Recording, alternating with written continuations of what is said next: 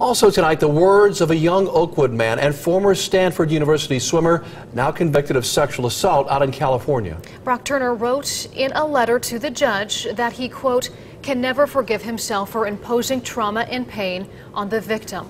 Turner also blames alcohol and what he calls a party culture for what happened that night in a letter obtained by The Guardian. 2 News reporter Robert Lowry live with the growing fallout in his hometown here.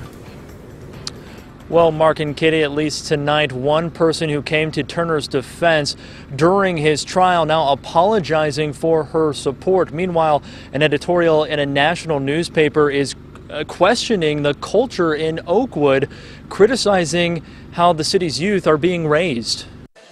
The sentencing of former Oakwood High School athlete and convicted rapist Brock Turner continues to draw outrage from around the nation.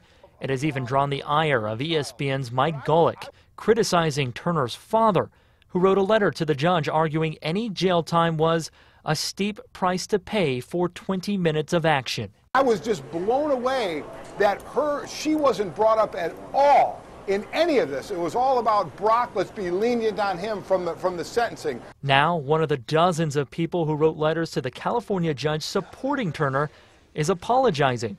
Kelly Owens, a guidance counselor at Oakwood High School, submitted a letter to the school district. Her statement reads, in part, I am truly sorry for the additional pain my statement has caused. I tell my students they have to be accountable, and Brock is no exception. Oakwood High School superintendent also says he did not know of Owens' support for Turner, but those in this tight-knit community are now coming under fire. In an article submitted to the Washington Post, a professor at Sinclair Community College and a mother who lives in Oakwood claims there is a dark side to the city, a side where achievement trumps responsibility. In the article, it reads in part, it's not hard to draw a straight line from this little burb or 100 like it to that dumpster at Stanford. What does being told no mean to that kid? If the world is his for the taking, isn't an unconscious woman's body.